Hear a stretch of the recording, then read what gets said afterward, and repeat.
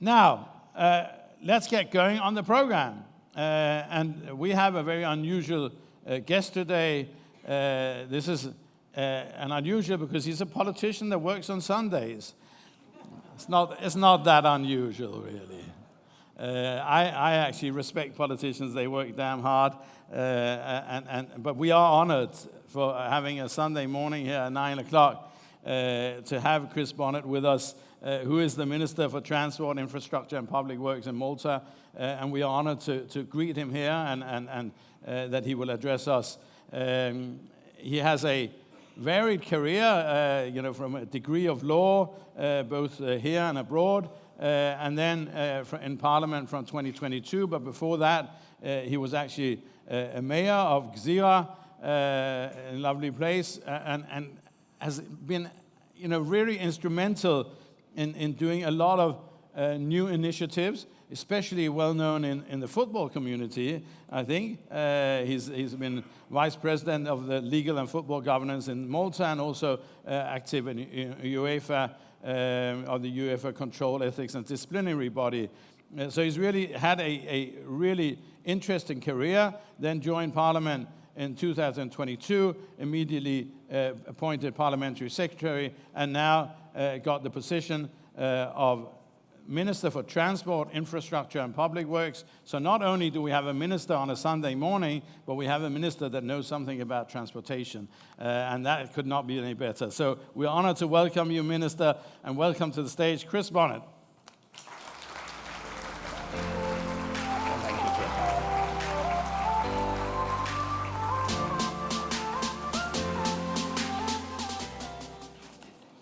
Wow, that's an introduction. Good morning, everyone. I have to start with some apologies. First of all, I apologize for being me, not being Ira. I think you'd rather have Ira on stage than me this morning, after what I heard about yesterday. My second apology is that I get to be the one to speak first on Sunday morning. And in these conferences, speaking first on Sunday morning is not that simple. So I truly apologize for that. I would like to start this morning by, of course, thanking you all for being here, and Lufthansa City Center for choosing Malta to host this important event for the second time, bringing together entrepreneurs, industry leaders, and the global visionaries to collaborate and shape the future of travel is a testament to Malta's growing significance on the international stage. I hope that our country is offering the perfect setting for this conference, and that you've had the opportunity to get to know our island a little better. And I can say also this morning, welcome to sunny Malta, because the past 2 days have been anything but. So something interesting, even with most of you traveling here, you've experienced the key parts of what makes Malta unique and different from the rest. None of you who came from abroad did so by train or by car. Perhaps, I'm not sure about this, some of you arrived by boat. But of course, the vast majority has come by air. Every journey to our island tells a story about connectivity, about how in Malta we truly depend on the sky and the sea to link us to the world. Connectivity is not just a business or policy discussion for us, but the very nature and life of our country. This topic has been vital to us. Aviation is at the heart of Malta's economy and future vision. It is a strategic enabler, driving our tourism sector, facilitating trade, fostering investment, and creating opportunities. The strength of our aviation ecosystem directly impacts the reach and resilience of our entire economy. Our goal is very clear by what you have seen. We want to establish Malta as a center of excellence in aviation, built on strong regulation, skilled talent, innovation, and sustainability.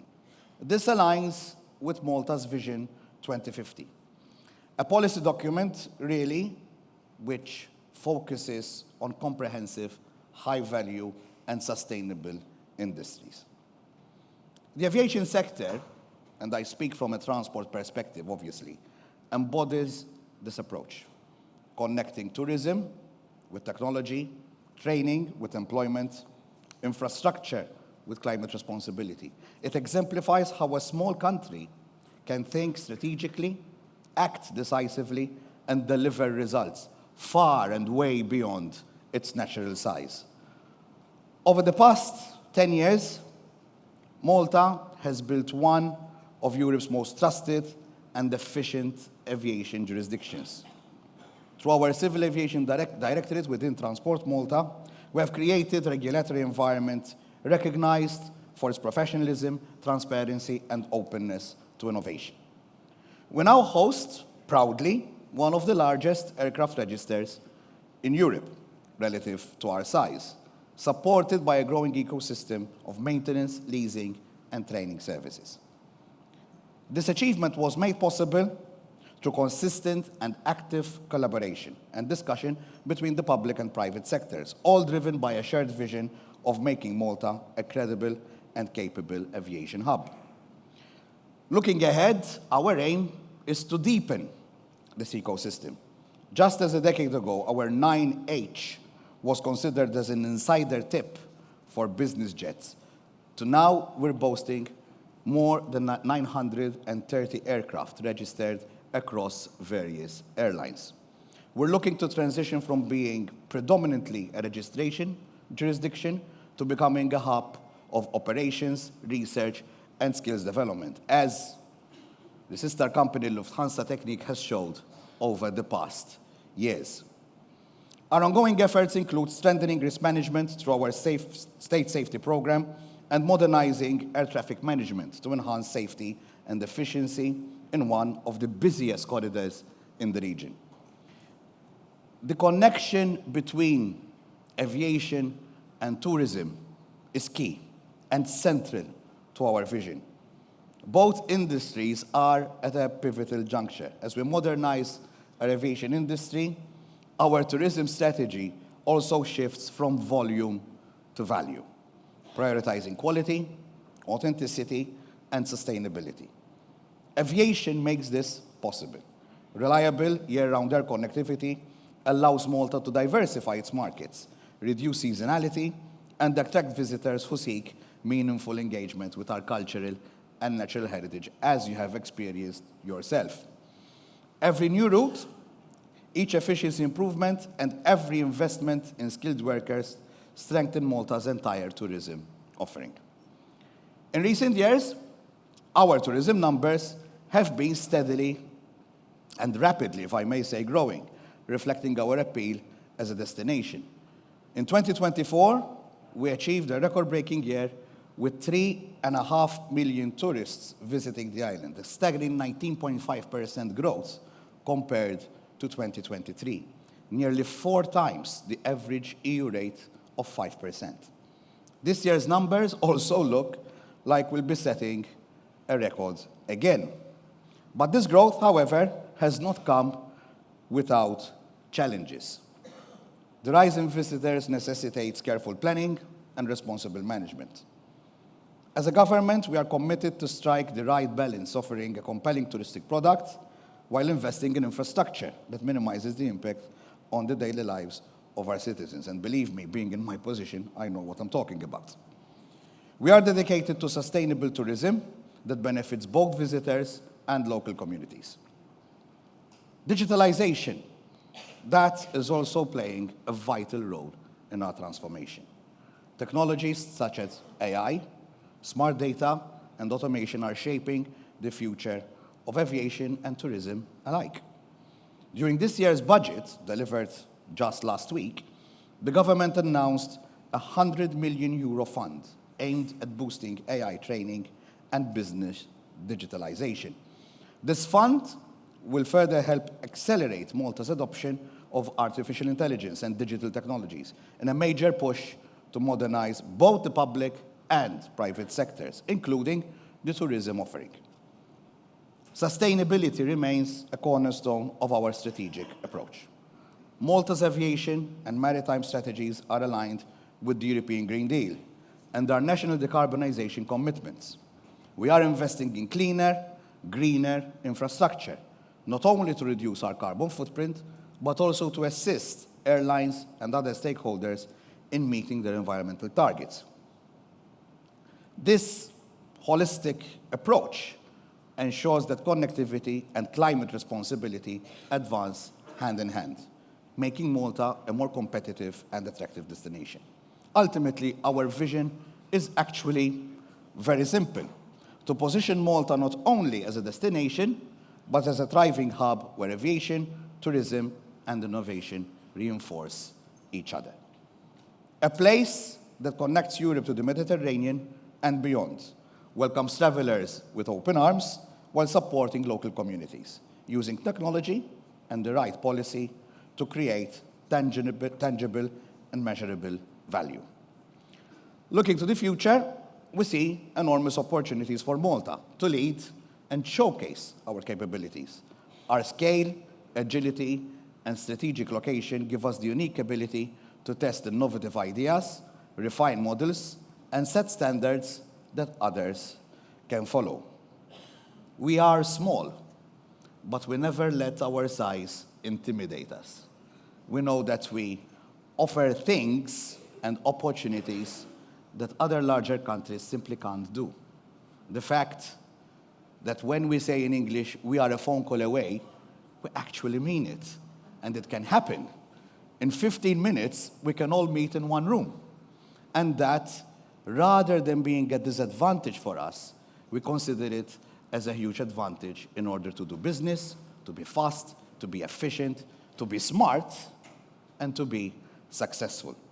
And I would like to thank Lufthansa, the wider group of Lufthansa, who has bought into this concept pretty quickly, believed in us, and invested in us in order so that today we have a very strong partnership with the group that seems that will be staying here for quite some time. The model we use with Lufthansa is how we will continue building a modern, resilient, and sustainable aviation and tourism ecosystem. One that supports not only us, but more importantly, you all. I think I said enough for this morning. After Saturday evening night, it's very important to stay short in your speeches. And I wish you all a pleasant day. I know that you'll be going to Vittoriosa in the afternoon.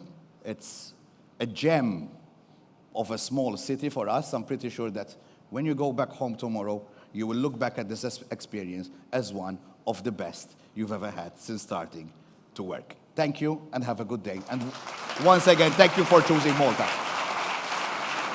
Thank you.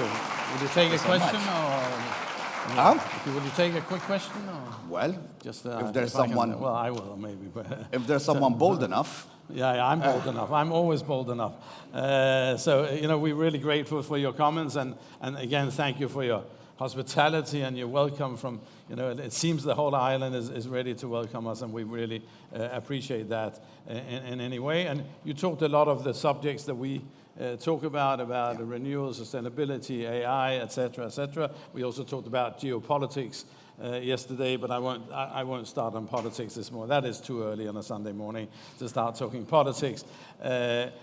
One question that comes to mind is, with this growth and with your size that obviously does limit, do you see a place where the infrastructure cannot cope any longer, that you have to say, okay, now this is where we can take it, but can we actually, we can then improve experience and so on, but in terms of numbers, do you see that you're reaching a certain plateau at some stage? Oh God, of all questions.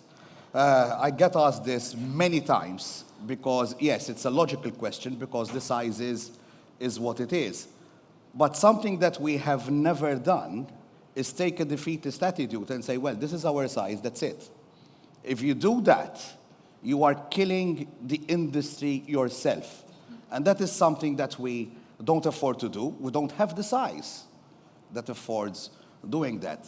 So as you as you are saying, you're right. I mean, land, well, I was going to say land can't grow, but today it can grow with some technologies. But how much can you grow land? Let's be honest. Land reclamation is something that we're looking at, but it is, it's a limited exercise and takes time. So what we are doing is we're looking at value. We're looking at higher added value. So 12 years ago, and I have to speak a bit of politics, I'm sorry, but that's my job at the end of the day.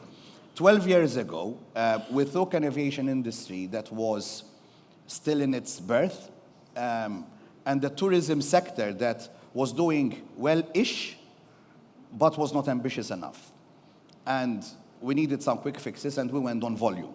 So suddenly we opened our doors like floodgates.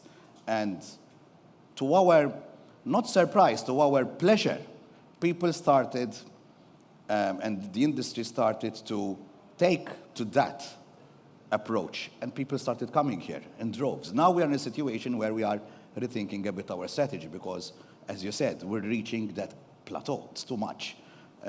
As Minister for Transport, traffic, I can tell you, is a nightmare for me. And don't worry, the media reminds me all the time what kind of a nightmare that is. So now we're going to another stage. And Vision 2050, our economic policy document for the next 25 years, is trying to deliver on industries that require less people, but more value. AI technology, that is going to help us a lot. In fact, if we look at digitalization, we started pretty early on because we realized pretty quickly that for a country like ours, that is the way to go. Why should we have many people here when we can have many people out there and still work with us on a daily basis, just as if we were here? COVID has helped us out. Let's say COVID was not all negative when it comes to look at these facts, because COVID has showed us that we had tools that we were lazy to use, like online meetings and all that, and suddenly we realized we had to use them. And then someone said, you know what, this works, this can work. So if we invest in it, in technology and digitalization, we can actually do more by filling less. And that is actually the way forward we chose as a government, and we're already seeing it paying dividends. And I guess it's not just a numbers game in terms of people on the ground, but also what they spend. So if you can have the same number of people, but they spend more and they stay longer, then that's achieving the objectives that you're really looking at. That is actually true. In fact, I have to salute the Deputy Prime Minister, Ian Borch, who should have been here today, but he's abroad, so we're exchanging commitments. One of the first things that we decided upon very early on in this legislature was that we needed to open new connections to other countries that normally don't travel here directly. So we have a very much European-based connection. Not pretty much, maybe all of it, maybe a bit to North Africa. But this year, we have announced that as from the coming summer, we're going to have our first direct American connection to New York with Delta Airlines. Wow. And we're going east as well. Emirates has been a mainstay already for quite some time now, and we are moving even more with Qatar and further east. It's about bringing people here that actually spend. That is what tourism is all about. But at the same time, we have to make sure that our product doesn't fail them. And that is something we're working on, to enhance our product. You won't get high net individuals if you don't give them the offering they're looking for. So yes, these are going to be very busy years for Malta. I had an uncle who was Minister of Transport for Denmark, which is also a country that is not that big. Yeah. And he always said, you know, the smaller we are, the bigger the outside world is, so they can come here. But Minister, we thank you so much for coming. Thank you for having me. And for your input and wise words. Thank you. Thank you very much. Have a nice day.